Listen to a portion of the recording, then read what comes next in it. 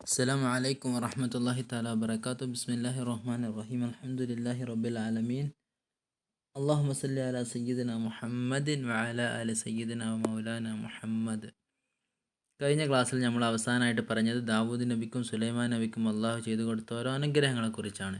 അതിൻ്റെ ഓരോ ചെറിയ ഉദാഹരണങ്ങളൊക്കെയാണ് ഇന്ന് നമുക്ക് പറയാനുള്ളത്. അപ്പോൾ കഴിഞ്ഞ പാഠമൊക്കെ ശ്രദ്ധിച്ച് കേട്ടിരിക്കുന്നു എന്ന് പ്രതീക്ഷിക്കുകയാണ്.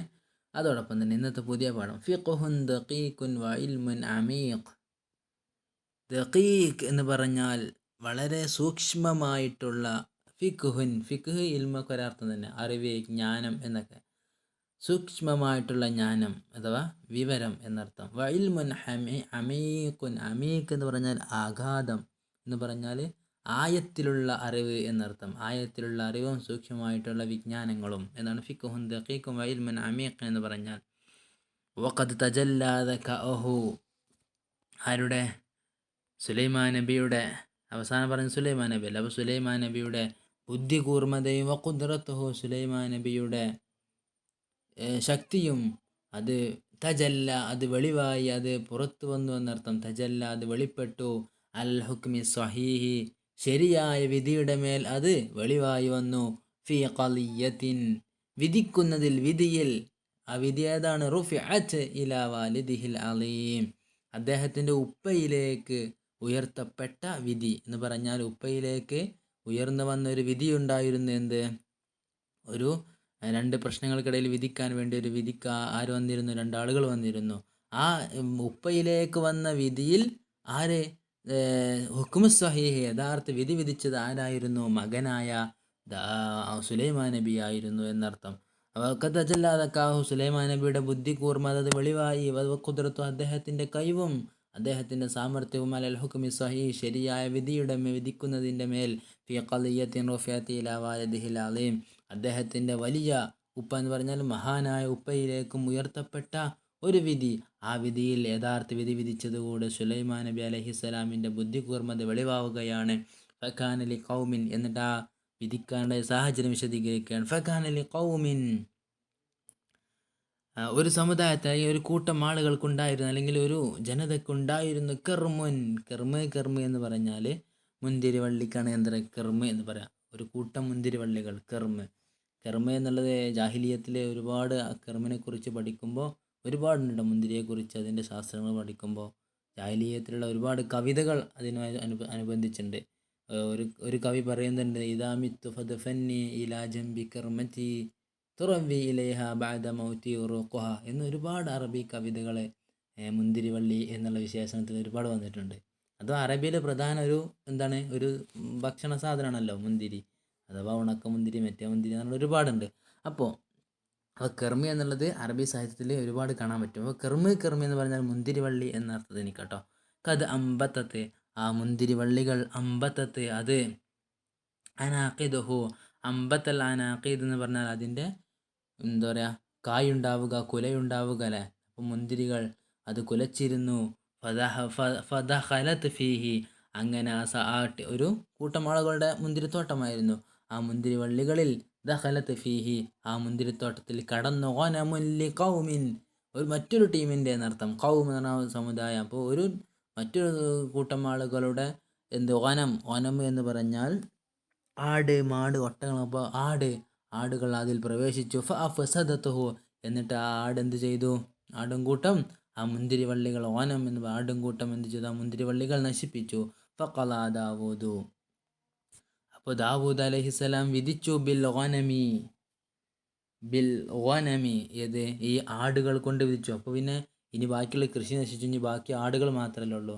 അപ്പോൾ ഈ ആട് ആർക്ക് കൊടുക്കണം എന്നാണ് പിന്നെ തർക്കം. ആ തർക്കത്തിൽ ദാവൂദ് നബി അലൈഹിസ്സലാം വിധിച്ചു സാഹിബിൽ കർമി, ഈ മുന്തിരി കൃഷി ചെയ്യുന്ന ആൾക്ക് കൊടുക്കണം എന്നാണ് ദാവൂദ് നബി വിധിച്ചത്. അപ്പോൾ ആ വിഷയം വിശദമായിട്ട് പറയാനിട്ടാ. അപ്പോൾ ഇങ്ങനെ അവരുടെ അടുത്ത് അങ്ങനെ വിധിച്ചു. പിന്നെ സുലൈമാൻ നബിയുടെ അടുത്ത് പോവുകയാണ്. അപ്പോൾ സുലൈമാൻ നബി പറഞ്ഞു, ഗൈറു ഹാദാ യാ നബി അല്ലാ, ദാവൂദ് നബിയെ, ഇതല്ലല്ല വിധിക്കേണ്ടത് എന്നുള്ള വാപ്പയോട് പറഞ്ഞു. അപ്പോൾ അതിനു മുമ്പ് ഒരുപാട് സംഭവങ്ങളുണ്ട് കേട്ടോ. അതിനിടയിൽ നടക്കുന്ന സംഭവങ്ങൾ അത് വിശദീകരിക്കുമ്പോൾ എന്താ പറയുക, അങ്ങനെ ഈ നശിച്ച ആളുകളും നശിപ്പിക്കപ്പെട്ട ആളുകളും ഉണ്ടല്ലോ. ഒരു ടീമിൻ്റെ കൃഷി ആ ആട് നശിപ്പിച്ചു എന്നല്ലോ. അപ്പോൾ ആടിൻ്റെ ആളുകളും അങ്ങനെ ദാവൂദ് നബിയുടെ അടുത്തെത്തി. ദാവൂദ് നബി അലൈഹിസ്സലാം എന്ത് ചെയ്തു? റിഖാബുൽ ഗനം, എന്താ പറയുക, ആ ആടുകളെ, ആട് മാട് ഒട്ടകങ്ങളെ, വനം എന്ന് പറഞ്ഞാൽ ഈ നാൽക്കാലികൾ എന്നർത്ഥത്തിനിക്കാണ്. അപ്പോൾ ഈ ആടുകൾ ആർക്ക് കൊടുക്കണം? ഈ കൃഷിക്കാരന് കൊടുക്കണം എന്നായിരുന്നു വിധി. പക്ഷെ ആ വിധി അവർക്ക് ന്യായമായി തോന്നാത്ത കാരണത്താൽ അങ്ങനെ അവർ സുലൈമാൻ നബിയുടെ അടുത്ത് പോകുന്നു. സുലൈമാൻ നബി അന്ന് 11 വയസ്സേ ഉണ്ടായിരുന്നുള്ളൂ എന്ന് പറയുന്നുണ്ട് ചരിത്രത്തിൽ. അപ്പോൾ സുലൈമാൻ നബി ഇവരോട് ചോദിക്കൂ, എന്താണ് ദാവൂദ് നബി അലൈഹി സ്വലാം വിധിച്ചതെന്ന് ചോദിച്ചപ്പോൾ ദാവൂദ് നബി പറഞ്ഞു, സുലൈമാൻ നബിയോട് അവർ പറഞ്ഞു, എന്ത് ഇങ്ങനെയൊക്കെയാണ് വിധിച്ചിട്ടുണ്ട് എന്ന് പറഞ്ഞപ്പോൾ സുലൈമാൻ നബി പറഞ്ഞു, എന്നിലേക്കാണ് ഈ തർക്കം വരുന്നതെങ്കിൽ ഞാൻ മറ്റൊന്ന് കൊണ്ട് വിധിക്കുമായിരുന്നു. പക്ഷെ അവരോട് സുലൈമാൻ നബി ഇങ്ങനെയല്ല എന്ന് പറഞ്ഞു കൊടുത്തില്ല, മറ്റൊരു വിധി എന്ന് പറഞ്ഞു കൊടുത്തു. അപ്പോൾ ഈ വിഷയം ആരറിഞ്ഞു? പിതാവായ ദാവൂദ് നബി അലൈഹി സ്വലാം അറിഞ്ഞു. ദാവൂദ് നബി അലൈഹി സ്വലാം സുലൈമാൻ നബിയോട് വിളിച്ചു. എന്നിട്ട് സുലൈമാൻ നബിയോട് ചോദിച്ചു, എന്താണ് സുലൈമാൻ നബിയോട് ചോദിക്കണം, ഇതിലെന്തെങ്കിലും പ്രശ്നങ്ങളുണ്ടോ എന്ന് ചോദിച്ചപ്പോൾ സുലൈമാൻ നബി പറഞ്ഞു, എനിക്ക് എൻ്റെ ഹിക്മത്തിൽ കിട്ടിയത് എങ്ങനെയൊക്കെയാണെന്നിട്ട് പറഞ്ഞു കൊടുക്കുകയാണ്. അപ്പോൾ അവിടെയാണ് വക്കാല സുലൈമാൻ നബി ദാവൂദ് നബിയോട് പറഞ്ഞു, ഗൈറു ഹാദാ യാ നബി അല്ലാ, ഇങ്ങനെയല്ലല്ലോ നബിയെ എന്നർത്ഥം. ഫഖാൽ, അപ്പോൾ ചോദിച്ചു, വമാദാക, പിന്നെ എങ്ങനെയാണെന്ന് ചോദിച്ചു. അപ്പോൾ ഖാല, സുലൈമാൻ നബി പറഞ്ഞു, തദ്ഫഉൽ കർമ ഇലാ സാഹിബിൽ ഗനമി ഫയഖൂമു അലൈഹി കമാ കാൻ. ഫതദ്ഫഉൽ കർമ, ഈ മുന്തിരിവള്ളികൾ, ഈ മുന്തിരിത്തോട്ടങ്ങൾ നൽകണം. ഇലാ സാഹിബിൽ ഗനമി, ഈ ആടിൻ്റെ ആൾക്ക് കൊടുക്കണം. ഈ നശിപ്പിച്ച ആടുണ്ടല്ലോ, ആ ആടിൻ്റെ ഉടമസ്ഥനിക്ക് ഈ തോട്ടങ്ങൾ കൊടുക്കുക. ഫയഖൂമ അലൈഹി കമാ കാന. ഫയഖൂമ അല, കാമ അല എന്ന് പറഞ്ഞാൽ അതിൻ്റെ മേൽ നിലകൊള്ളുക എന്ന് പറഞ്ഞാൽ അത് കമാ കാന, മുമ്പുള്ളത് പോലെ ആക്കുന്നത് വരെ അദ്ദേഹം അതിൻ്റെ മേൽ നിലകൊള്ളണം എന്ന് പറഞ്ഞാൽ എന്ത് ചെയ്യണം? ഈ ആടിൻ്റെ ആൾ എന്ത് ചെയ്യും? കൃഷിഭൂമിയിൽ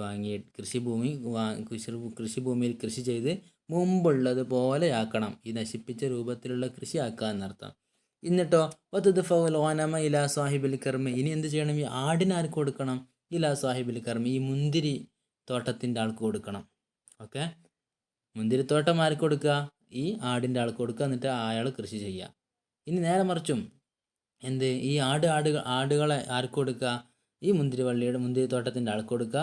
ഫയുസീബ മിൻഹ, അതിൽ നിന്ന് എടുക്കേണ്ടതൊക്കെ എടുക്കുക. ഫയുസീബ മിൻഹ, അതിൽ നിന്നും എടുക്കുക എന്നർത്ഥം. എന്തൊക്കെ എടുക്കണം? പാലും അതുപോലെ തന്നെ രോമവും എല്ലാം എടുക്കുക എന്നാണ് പറയുന്നത് കേട്ടോ വിധിയായിട്ട്. അങ്ങനെ ഹത്താ ഇദാ കാനൽ കർമ്മു, അങ്ങനെ എന്താവും? മറ്റാൾ കൃഷി ചെയ്താൽ ആടിൻ്റെ ആൾ കൃഷി ചെയ്ത് നല്ലതാവും. അതുപോലെ തന്നെ ഹത്താ ഇദാ കാനൽ കർമ്മു കമാക്കാൻ, ഏതുപോലെ ആ മുന്തിരിവള്ളികൾ പഴയതുപോലെ ആവണം. അപ്പോൾ ദഫഅത്തൽ കറമ ഇലാ സാഹിബിഹി, അപ്പോൾ എന്ത് ചെയ്യണം? ഈ മുന്തിരിവള്ളികൾ അതിൻ്റെ യഥാർത്ഥ ഉടമസ്ഥനിലേക്ക് തിരിച്ചു കൊടുക്കുക. ദഫഅത്തൽ ഗനമ ഇലാ സാഹിബിഹ, ആടിനെ അതിൻ്റെ ഉടമസ്ഥനിലേക്കും തിരിച്ചു കൊടുക്കുക എന്ന് സുലൈമാൻ നബി ദാവൂദ് നബി അലൈഹി സ്വലാമിന് പറഞ്ഞു കൊടുത്തു.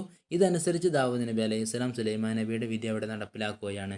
അതാണ് പറഞ്ഞത്, ഇത് റുഫിഅത്ത് ഇലൈഹി എന്ന് പറഞ്ഞല്ലോ. റുഫിഅത്ത് ഇലാ വാലിദിഹിൽ അലീം, ദാവൂദ് നബിയിലേക്ക് ഉയർത്തപ്പെട്ട ഒരു വിധി. ദാവൂദ് നബി വിധിച്ച വിധിയിൽ അതിന് സത്യം കൊണ്ട് വിധിച്ച സുലൈമാൻ നബിയാണ്.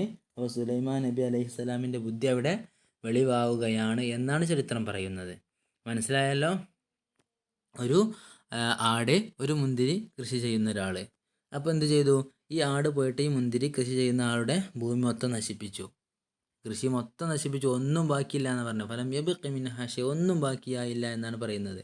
അങ്ങനെ നശിപ്പിച്ചപ്പോൾ ദാവൂദ് അലൈഹി സ്വലാമിൻ്റെ അടുത്ത് ഇവർ വന്നു. അപ്പോൾ ദാവൂദ് അലൈഹി സ്വലാം അതിൻ്റെ മൊത്തത്തിലൊന്ന് നോക്കിയിട്ട് ദാവൂദ് നബി അലൈഹി സ്വലാം അവിടെ വിധിച്ചത് എന്തായിരുന്നു? ഈ ആടുകളെ ആർക്ക് കൊടുക്കുക? ഈ മുന്തിരി കൃഷി ചെയ്ത അയാൾക്ക് കൊടുക്കുക എന്നായിരുന്നു. പക്ഷേ ഈ വിധി സുലൈമാൻ നബിയുടെ അടുത്തെത്തിയപ്പോൾ സുലൈമാൻ നബിയെ ദാവൂദ് നബി വിളിച്ചു. ദാവൂദ് നബിക്ക് മുമ്പിൽ സുലൈമാൻ നബി വിശദീകരിച്ചു കൊടുക്കുകയാണ്, ഇതിങ്ങനെയൊക്കെ ചെയ്താൽ ഒന്നും കൂടി നന്നാവും എന്നുള്ള അർത്ഥത്തിൽ എനിക്ക്. അപ്പോൾ സുലൈമാൻ നബി അവിടെ വിശദീകരിച്ചു കൊടുക്കണം, ഈ മുന്തിരി കൃഷി ചെയ്ത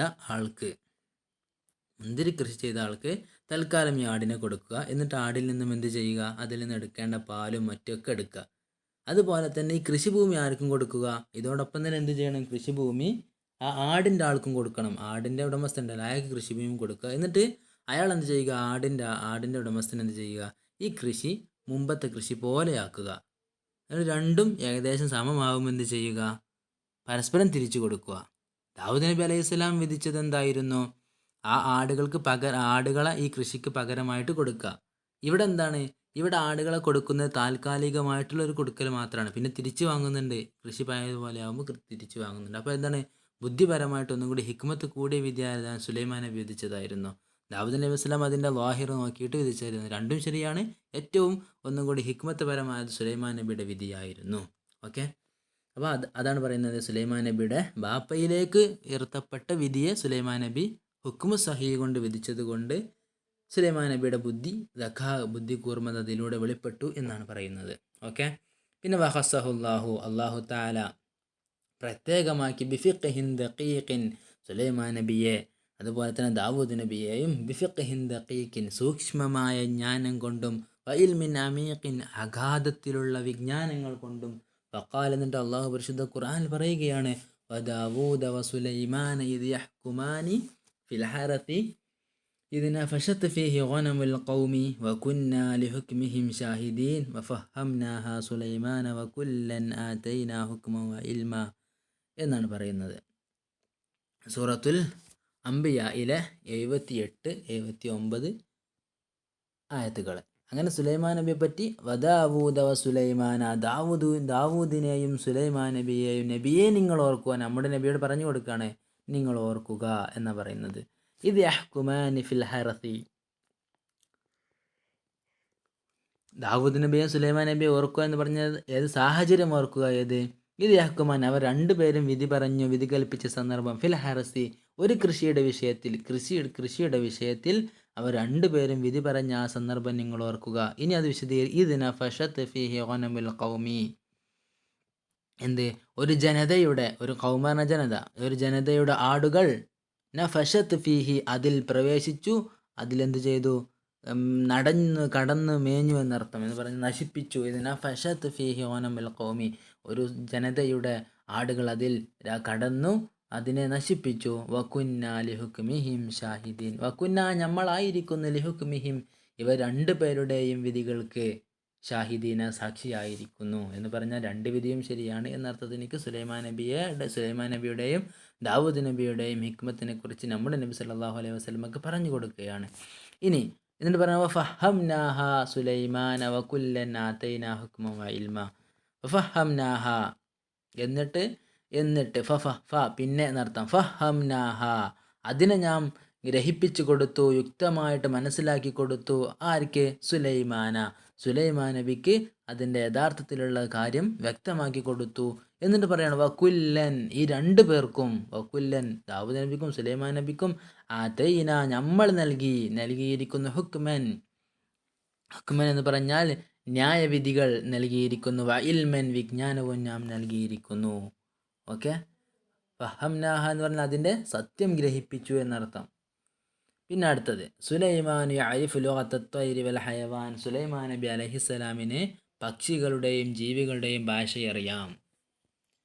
നമുക്കൊക്കെ അറിയുന്ന ചരിത്രം തന്നെയാണ്, അതായത് ഉറുമ്പിൻ്റെ ചരിത്രം. അതിനോട് ചേർത്ത് വെക്കേണ്ട ഒരുപാട് ചരിത്രങ്ങളുണ്ട്. അതിൽ പെട്ട ഒന്നാണ് ഉറുമ്പിൻ്റെ ചരിത്രം. അതിവിടെ ഷോർട്ടാക്കി ഒന്ന് പറയുകയാണ്. വഖസ്സൽ ഖുർആൻ ചരിത്രം വിവരിക്കുന്നു. ഖിസ്സത്തൻ ഹക്കീമത്തൻ, നല്ല തന്ത്രപരമായ കിസ്സകൾ എന്ന് പറഞ്ഞാൽ നല്ല ഒരുപാട് തന്ത്രങ്ങൾ ഒളിഞ്ഞിരിക്കുന്ന ചരിത്രങ്ങൾ ഖസ്സ എന്ന് പറഞ്ഞാൽ ചരിത്രം പറയുക എന്നൊക്കെയാണല്ലോ.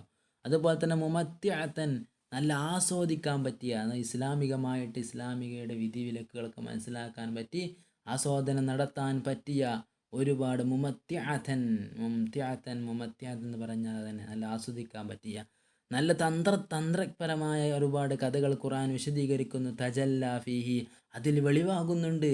തയഖുദു സുലൈമാൻ നബിയുടെ ഉണർവ്, ആ ഉന്മേഷം. ഫീ തദ്ബീരി മംലകതിഹി, തൻ്റെ അധികാരം നിയന്ത്രിക്കുന്നതിൽ. ദബ്ബറ യുദബ്ബിറു, തദ്ബീർ എന്ന് പറഞ്ഞാൽ കടിഞ്ഞാണിടുക, നിയന്ത്രിക്കുക എന്നർത്ഥം. ഫീ തദ്ബീരി മംലകതിഹി, തൻ്റെ രാജാധികാരം, തൻ്റെ ഭരണം നിയന്ത്രിക്കുന്നതിൽ. വറഹ്ബതി സുൽത്താനിഹി, സുൽത്താൻ എന്ന് പറഞ്ഞാൽ രാജാവ്. അപ്പോൾ ആ രാജാവിൻ്റെ ആ രാജകീയതയുടെ റഹ്ബത്ത്, അതിൻ്റെ ഗാംഭീര്യം വെളിപ്പെടുകയാണ്. കൈഫ ജമഅ അല്ലാഹു ലഹു, അല്ലാഹു എങ്ങനെയാണ് അദ്ദേഹത്തിന് ഒരുമിച്ച് കൂട്ടിയത്. ബൈന സആദതി ദുനിയ വൽ ആഖിറ, ദുനിയാവിലെ വിജയവും വൽ ആഖിറ, ആഖിറത്തിലെ വിജയവും എങ്ങനെയാണ് ഒരുമിച്ച് കൂട്ടിയത്. സുലൈമാൻ നബിയുടെ നിഅമത്തിനെ കുറിച്ച് പറയുകയാണ്. അതുപോലെ തന്നെ ദുന്യാവിലെയും ആഖിറത്തിലെയും വിജയത്തിനിടയിൽ എന്ന് പറഞ്ഞാൽ ദുന്യാവിലും വിജയിച്ചു ആഖിറത്തിലും വിജയിച്ചു. വബൈനൽ മുൽക്കി അധികാരത്തിൻ്റെ ഇടയിലും വത്തംകീനി ആധിപത്യത്തിൻ്റെയും മക്കനെ സ്വാധീനമുണ്ടാവുക എന്നൊക്കെ അർത്ഥം, ആധിപത്യം നേടുക. അതുപോലെ തന്നെ വന്നുബൂവത്തി വരിസാല നുബൂവത്തിൻ്റെയും റിസാലത്തിൻ്റെയും ഫിദ്ദീനി ദീനിൽ അഥവാ പരിശുദ്ധമായ ദീനുൽ ഇസ്ലാമിൽ നുബൂവത്തുമായി നബിയായി മുർസലായി. അതുപോലെ തന്നെ മുൽക്കും ദുന്യവിയായിട്ട് അധികാരവും ആധിപത്യവും നൽകി. അതിൻ്റെ ഇടയിൽ അള്ളാഹു എങ്ങനെയാണ് സുലൈമാൻ നബി ഒരുമിച്ച് കൂട്ടിയത്? വക്കാനി ആരിഫ് ലുഅത്തത്തൈർ സുലൈമാൻ നബിക്ക് അറിയാമായിരുന്നു ലുഅത്തത്തൈരി പക്ഷികളുടെ ഭാഷ അറിയാമായിരുന്നു. വൽ ഹയവാൻ അതുപോലെ തന്നെ ജീവികളുടെയും ഭാഷ അറിയാമായിരുന്നു. അങ്ങനെ ഒരിക്കൽ വജമഅ ജുനൂദഹു സുലൈമാൻ നബി ഒരുമിച്ച് കൂട്ടി ജുനൂദഹു തൻ്റെ സൈന്യത്തെ മിനൽ ജിന്നി ജിന്നിൽപ്പെട്ട വൽ ഇൻസി മനുഷ്യരിൽപ്പെട്ട വത്തൈരി അതുപോലെ തന്നെ പക്ഷികളിലും പെട്ട തൻ്റെ സൈന്യം. ഒരുപാട് പക്ഷികൾ, ഒരുപാട് മനുഷ്യർ, ഒരുപാട് ജിന്നുകൾ. ദാത്ത മറത്തിൻ ഒരിക്കൽ ദാത്ത മറത്തിൻ ഒരിക്കൽ ഒരുമിച്ച് കൂട്ടി. വറക്കിബ ഫീഹിം അങ്ങനെ സുലൈമാൻ നബി അവരിൽ സഞ്ചരിച്ചു. വറക്കിബ ഫീഹിം അവരിൽ യാത്ര പോയി. ഉബ്ബഹത്തൻ എന്ന് പറയാം, ഉബ്ഹ അല്ലെങ്കിൽ ഉബ്ബഹ എന്ന് പറയാറുണ്ട്. അതെന്ന് പറഞ്ഞാൽ അലമത്ത് എന്ന് പറഞ്ഞാൽ അതേ അർത്ഥം തന്നെ, പ്രതാപം, അഹന്ത. ആ ഒരു പ്രതാപത്തിൽ അതിൻ്റെ ഒരു പ്രതാപം. ഉബഹ എന്ന് പറഞ്ഞാൽ അലമത്ത് എന്ന മഹത്വം. ഉബ്ബഹ കേട്ടോ, ഉബ്ബഹല ഉബ്ബഹ. ഉബ്ബഹ എന്ന് പറഞ്ഞാൽ പ്രതാപം എന്നർത്ഥത്തിന് കിട്ടും. അലമത്തിന് ആ മഹത്വം, ആ വലിയൊരു ആ രാജകീയതയിൽ എന്നർത്ഥം. റക്കിബ ഫീഹിം തൻ്റെ സൈന്യത്തിൽ അദ്ദേഹം സഞ്ചരിച്ചു വലിയ പ്രതാപത്തോടെയും വലിയ മഹത്വത്തോടെയും. വകാനു അവരായിരുന്നു അലാ നിളാമിൻ കാമിലിൻ സമ്പൂർണമായ ഘടനയടിസ്ഥാനത്തിലായിരുന്നു. വകാനു ഫി ഖിയാദത്തി റുഅസാഇഹിം വകാനു അവരായിരുന്നു ഫി ഖിയാദത്തി റുഅസാഇഹിം അവരുടെ നേതാക്കന്മാരുടെ നേതൃത്വത്തിന് കീഴിലായിരുന്നു. ഖിയാദത്ത് നേതൃത്വം, നേതാവാകല, ഖൈദ്. ഓക്കെ, റുഅസ നേതാക്കൾ. അപ്പോൾ അവരെല്ലാം ഓരോ സൈന്യത്തിനും അവരുടെ നേതാക്കന്മാരുടെ കീഴിലായിരുന്നു. അങ്ങനെ ഇരിക്കുമ്പോൾ ഫമറ സുലൈമാൻ അലാ വാദിൻ നംലി സുലൈമാൻ നബി കടന്നു പോയ അലാ വാദിൻ നംലി ഉറുമ്പിൻ്റെ ചെരു, ഉറുമ്പുകൾ തിങ്ങി താമസിക്കുന്ന ഒരു ചെരുവ് അല്ലെങ്കിൽ തെരുവ്. വാദി എന്ന് പറഞ്ഞാൽ ഒരു ചെരു എന്ന് പറയും. അപ്പോൾ ഒരു മലയുടെ മലഞ്ചെരുവ് എന്ന് പറയാം, ആ ചെരുവ് എന്നർത്ഥം. അലാ വാദിൻ നംലി ഉറുമ്പിൻ്റെ കൂട്ടത്തിൻ്റെ അടുത്തിലൂടെ സുലൈമാൻ നബി കടന്നു പോയപ്പോൾ ഖാഫത്ത് നംലത്തുൻ ഉറുമ്പ് ഭയന്നു, ഉറുമ്പിലെ രാജാവ് ഭയന്നു എന്നർത്ഥത്തിലേക്ക്. അല അതിൻ്റെ നേതാവ്, ഉറുമ്പുകളുടെ നേതാവ് ഉണ്ടാകുമല്ലോ, അല കബീലത്തിഹ തൻ്റെ ഗോത്രത്തിൻ്റെ മേൽ എന്ന് പറഞ്ഞാൽ ഉറുമ്പ് ഗോത്രത്തിൻ്റെ മേൽ ആ ഉറുമ്പ് ഭയന്നത്. അൻതുഹത്തിമഹൽ ഖുയൂൽ ബിഹവാഫീരിഹ എന്ന് പറഞ്ഞത്. അൻതുഹത്തിമഹ എന്തിനെയാണ് ഭയന്നത്? അൻതുഹത്തിമഹ തകരലിന് അല്ലെങ്കിൽ തകർത്ത് കളയലിനെ. ആര് തകർക്കും? അൽ ഖുയൂലു കുതിരകൾ തകർക്കും അല്ലെങ്കിൽ പൊട്ടിപ്പൊളിപ്പിക്കും എന്നർത്ഥം. ഹത്തമയോ ഹത്തിമ എന്ന് പറഞ്ഞാൽ തകർക്കുക, തകരുക എന്നൊക്കെ അർത്ഥം. ബിഹവാഫീരിഹ അതിൻ്റെ കുളമ്പുകൾ കൊണ്ട്, കുതിരകൾ കുളമ്പുകൾ ഇട്ടുകൊണ്ട് ഉറുമ്പ് സമുദായത്തെ നശിപ്പിക്കും, തകർത്ത് കളയുമെന്ന് ഉറുമ്പ് ഭയന്നു. വലം യശ്ഉർ എന്നാൽ വലം യശ്ഉർ ബിദാലിക സുലൈമാൻ വജുനൂദു ഇതൊന്നും സുലൈമാൻ നബിയും തൻ്റെ സൈന്യവും അറിഞ്ഞില്ല. അങ്ങനെ ഫഅമറതുഹും ബിദ്ദുഹൂലി അങ്ങനെ ഇരിക്കെ ഉറുമ്പിൻ്റെ നേതാവ് അമറത്തുഹും അവരോട് കൽപ്പിച്ചു, ബിദ്ദുഹൂലി പ്രവേശിക്കാൻ കൽപ്പിച്ചു, ഫീ മസാക്കിനിഹിം അവരുടെ വീടുകളിൽ കയറി എന്തു ചെയ്യണം? അവർ സുരക്ഷിതരാവാൻ കൽപ്പിച്ചു. ഫഫഹിമ ദാലിക സുലൈമാൻ അങ്ങനെ ഈ ഉറുമ്പ് തൻ്റെ അനുയായികളോട് പറയുന്നത് ആർക്ക് മനസ്സിലായി? സുലൈമാൻ നബിക്ക് മനസ്സിലായി. പക്ഷേ വലം യഖുദ്തീഹു സുലൈമാൻ നബി അഹങ്കാരം പിടികൂടിയില്ല. എനിക്കെന്തുണ്ട്, പക്ഷികളുടെ വർത്താനം പോലും മനസ്സിലാകാൻ പറ്റുന്നുണ്ടെന്ന അഹങ്കാരം സുലൈമാൻ നബിയിൽ ഉണ്ടായില്ല. വലം യഖുദ്തീഹു അഹങ്കാരം അദ്ദേഹത്തെ പിടികൂടിയില്ല. വല സഹ്വു സഹ്വ് എന്ന് പറഞ്ഞാലും അതന്നെ അഹങ്കാരം, ഗർവ് എന്ന് പറയില്ല, അഹന്തയും അഹങ്കാരവും ഒന്നും സുലൈമാൻ നബിയെ പിടികൂടിയില്ല. ബി അന്നഹു നബിയ്യും മിൻ അംബിയാ ഇല്ല. കാരണം എന്താ? ബി അന്നഹു തീർച്ചയായും ആയതുകൊണ്ട് എന്നർത്ഥം. അദ്ദേഹം അത് പറഞ്ഞാൽ സുലൈമാൻ നബി നബിയുൻ പ്രവാചകനാണ്, മിൻ അംബിയാ ഇല്ല അള്ളാഹുവിൻ്റെ നബിമാരിൽപ്പെട്ട ഒരു നബിയായത് കൊണ്ട് തന്നെ അഹങ്കാരമോ അഹന്തയോ ഗർവ് എന്നർത്ഥമില്ല, സഹ്വ്, കിബർ എന്നർത്ഥം, ഉജ്ബ് അതൊന്നും അദ്ദേഹത്തെ പിടികൂടിയില്ല. ബൽ ഹമലഹു ദാലിക അങ്ങനെ ഇത് അദ്ദേഹത്തെ പ്രേരിപ്പിച്ചു. ഹമല എന്നാൽ അത് അദ്ദേഹത്തെ വഹിപ്പിച്ചു അല്ലെങ്കിൽ പ്രേരിപ്പിച്ചു. ഹമല ദാലിക അല ഹമല അല എന്ന് പറഞ്ഞാൽ പ്രേരിപ്പിച്ചു എന്നർത്ഥം.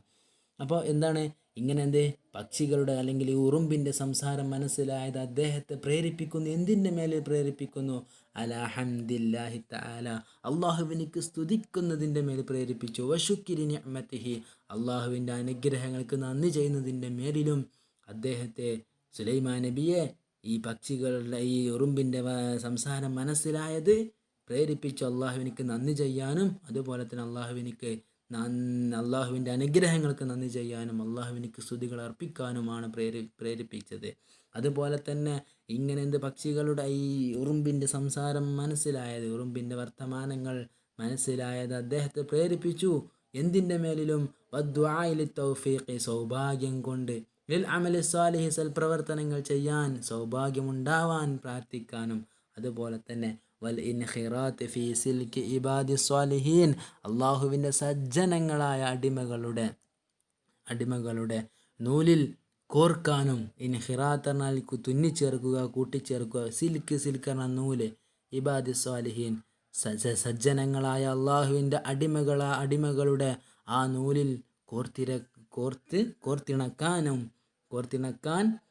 അതുപോലെ തന്നെ സൽപ്രവർത്തനങ്ങളിൽ സൗഭാഗ്യമുണ്ടാകാൻ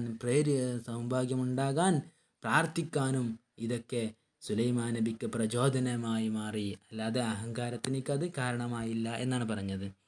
അപ്പോൾ ഇതിലെ പദങ്ങളൊന്നും നോക്കുക. ദുആ എന്ന പ്രാർത്ഥന, തൗഫീഖ് എന്ന സൗഭാഗ്യം, അമൽ എന്ന പ്രവർത്തനം, സ്വാലിഹ് എന്ന നന്മ, ഇൻഖിറാത്ത് എന്ന കൂട്ടിച്ചേർക്കുക, തുന്നിച്ചേർക്കുക, സിൽക്ക് എന്ന് പറഞ്ഞാൽ നൂല്, ഇബാദില്ല അള്ളാഹുവിൻ്റെ അടിമകൾ, സ്വാലിഹീന സജ്ജനങ്ങളായ എന്നർത്ഥം.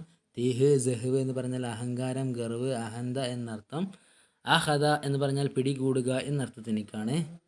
പിന്നെ സുലൈമാൻ ഹുയൂൽ എന്ന് പറഞ്ഞാൽ കുതിരകൾ, ഹവാഫീർ എന്നാൽ കുളമ്പുകൾ, ഹത്തമ യുഹത്തിമ എന്ന് പറഞ്ഞാൽ പൊടിച്ച് കളയുക, തകർത്ത് കളയുക എന്നർത്ഥം. അതുപോലെ തന്നെ വാദിനംല ഉറുമ്പിൻ്റെ ചെരുവ്. പിന്നെ അതുപോലെ തന്നെ നിലാമിൻ കാമിൽ എന്ന് പറഞ്ഞാൽ പരിപൂർണമായ ഘടന. ഖിയാദത്തി റുഅസാഹിം, അവരുടെ നേതാക്കന്മാരുടെ നേതൃത്വത്തിന് കീഴിൽ. അതുപോലെ തന്നെ ഉബ്ബഹ എന്ന് പറഞ്ഞാൽ ആ മഹത്വം, ആ പ്രതാപം എന്നർത്ഥം. ഓക്കെ.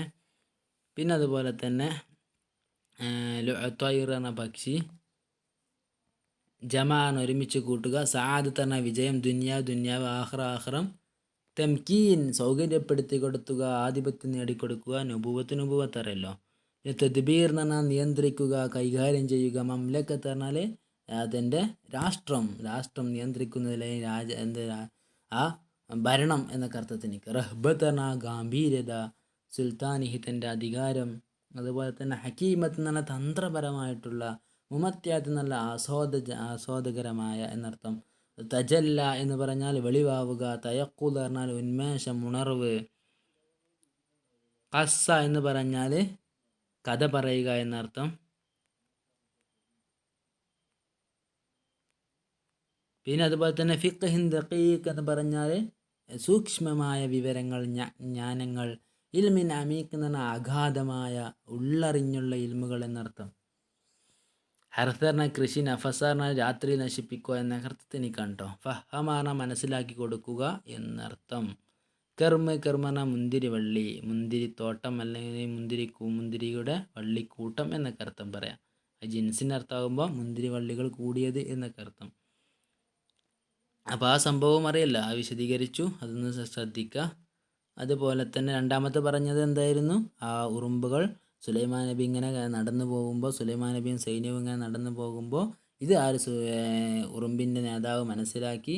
എന്നിട്ട് ഉറുമ്പിൻ്റെ നേതാവ് തൻ്റെ അണികൾക്ക് നിർദ്ദേശം കൊടുക്കുന്നത് സുലൈമാൻ നബിക്ക് കേട്ട് മനസ്സിലാക്കാൻ പറ്റി. അതിലൊന്നും സുലൈമാൻ നബി അഹങ്കാരം കാണിക്കാതെ എന്ത് ചെയ്തു? അള്ളാഹുവിനിക്ക് നന്ദികൾ ചെയ്തു, അള്ളാഹുവിനോട് ഒരുപാട് നന്മകൾ ഉണ്ടാവാൻ പ്രാർത്ഥിക്കുകയും ചെയ്തു. പിന്നെ അമ്പത്തല്ല ഉൻഖാനാഖീദ് എന്ന് പറഞ്ഞാൽ അത് കുലക്കുക അല്ലേ. ആ മുന്തിരിവള്ളികൾ എന്ത് ചെയ്തിട്ടുണ്ട്? പൂവിട്ട് അത് കുലച്ചിട്ടുണ്ട് എന്നർത്ഥം. പിന്നെ അതുപോലെ തന്നെ കഴിഞ്ഞ പാഠത്തിൽ, ഇന്നലെ എടുത്ത പാഠത്തിൽ കുറച്ച് ഷക്കൂർ എന്ന് പറഞ്ഞാൽ നന്ദി ചെയ്യുന്ന ആൾ എന്നർത്ഥം കേട്ടോ. അതുപോലെ തന്നെ റാസിയാത്ത് എന്ന് പറഞ്ഞാൽ നല്ല ഉറച്ച എന്നർത്ഥത്തിനേക്കാണ് റാസിയാത്ത്. റസായ ഉറച്ചു പറഞ്ഞാൽ ഉറക്കുക എന്നർത്ഥം. അപ്പോൾ റാസിയാത്ത് പറഞ്ഞാൽ ഉറച്ചു നിൽക്കുന്ന എന്നർത്ഥം. പിന്നെ മഹാരീബ് പറഞ്ഞാൽ എന്താണ്? ബിൽഡിങ്ങുകൾ എന്നൊക്കെ അർത്ഥം, അല്ലെങ്കിൽ കെട്ടിടങ്ങൾ, മെഹ്റാബുകൾ എന്നൊക്കെ പറ്റും. തമാത്തീൽ എന്ന് പറഞ്ഞാൽ ഓരോ രൂപങ്ങൾ, ഓരോ ജീവികളുടെ അല്ലെങ്കിൽ ജീവികളുടെ രൂപം ഇസ്ലാമിൽ അംഗീകരിക്കുമല്ലോ, അതല്ലാത്ത മറ്റു രൂപങ്ങളല്ലേ അതൊക്കെ. പിന്നെ അതുപോലെ തന്നെ ജിഫാൻ എന്ന് പറഞ്ഞാൽ ജഫനത്തും ജമ്മ് ജിഫാൻ എന്നാണ്, വലിയ പാത്രങ്ങൾ, പിഞ്ഞാണങ്ങൾ, തളികകൾ, കൊണ്ടുള്ള പാത്രം എന്നൊക്കെ അർത്ഥം. ജവാബ് എന്ന് പറഞ്ഞാൽ കുഴികൾ എന്നൊക്കെ അർത്ഥത്തിന്, ഖുദൂർ എന്ന പാത്രങ്ങൾ കേട്ടോ. പിന്നെ അതുപോലെ തന്നെ ഉദൂ പറഞ്ഞാൽ രാവിലെ പോവുക, റവാഹ പറഞ്ഞാൽ വൈകുന്നേരം വരിക, അസൽ എന്ന് പറഞ്ഞാൽ നമ്മൾ ഒരുക്കി കൊടുത്തു, ആയിന്ന് പറഞ്ഞാൽ അരുവി, ഖിത്തർ എന്ന് പറഞ്ഞാൽ ഈയം അല്ലെങ്കിൽ ഇരുമ്പ് എന്നൊക്കെ, ചെമ്പ് എന്നൊക്കെ അർത്ഥം, ചെമ്പിൻ്റെ അരുവിയെ എന്നൊക്കെ അർത്ഥം. പിന്നെ അതുപോലെ തന്നെ യഗൂസു എന്ന് പറഞ്ഞാൽ എന്താ, മുങ്ങുക എന്നർത്ഥം. അതുപോലെ തന്നെ മഷാരി അൽ ഉംറാനി, അതൊക്കെ ഇന്നലെ വിശദീകരിച്ചാണ്, എന്നാലൊന്ന് ശ്രദ്ധിക്കുക. മഷാരി എന്ന് പറഞ്ഞാൽ പ്രൊജക്റ്റുകൾ, അൽ ഉംറാനി പറഞ്ഞാൽ നിർമ്മാണ എന്താണ്, നാഗരികമായ അല്ലെങ്കിൽ നഗരം സംബന്ധിച്ച് എന്നർത്ഥത്തിന്. അതുപോലെ തന്നെ ബിനായി എന്ന നിർമ്മാണപരമായ, അല്ല ഇംലാക്ക എന്ന് പറഞ്ഞാൽ നല്ല വശീകരിക്കുന്ന, ഉയരമുള്ള എന്നൊക്കെ അർത്ഥം. നഫദൽ അവാമിർ എന്നാണ് കൽപ്പനകൾ നടപ്പിലാക്കുക. അൽ മാരിദീൻ എന്ന് പറഞ്ഞാൽ എന്താ പറയുക, കലഹിച്ച് നിൽക്കുന്ന ആളുകൾ അല്ലെങ്കിൽ എപ്പോഴും ധിക്കാരികളായ ആളുകൾ എന്ന അർത്ഥത്തിനിക്ക്. അക്രബ് വക്ത് എന്ന ഏറ്റവും അടുത്ത സമയം, അസ്ര സമാൻ എന്ന ഏറ്റവും വേഗതയിലുള്ള കാലം എന്നർത്ഥം. സഹറ എന്ന് പറഞ്ഞാൽ കീഴ്പ്പെടുത്തി കൊടുക്കുക, ഹാദിഖി എന്ന് പറഞ്ഞാൽ നിപുണർ. പിന്നെ അതുപോലെ തന്നെ ഹവ എന്ന് പറഞ്ഞാൽ ദേഹേച്ഛ. അതുപോലെ തന്നെ നസു എന്ന് പറഞ്ഞാൽ അവർ മറന്നു. യൗമൽ ഹിസാബ് പറഞ്ഞാൽ വിചാരണയുടെ ദിവസം. അതുപോലെ തന്നെ ഹാബ യുഹാബി പക്ഷപാതം കാണിക്കുക എന്നർത്ഥം. അപ്പോൾ യുഹാബി പറഞ്ഞാൽ പക്ഷപാതം കാണിച്ചില്ല എന്നർത്ഥം. മുഖ്സിത്ത് എന്ന് പറഞ്ഞാൽ നീതിമാൻ. അവ്വാബ് പറഞ്ഞാൽ ഒരുപാട് ഖേദിച്ച് മടങ്ങുന്നവൻ. പിന്നെ അതുപോലെ തന്നെ ലബൂസ് ഉണ്ടായിരുന്നു. ബഅ്സ് പറഞ്ഞാൽ യുദ്ധം.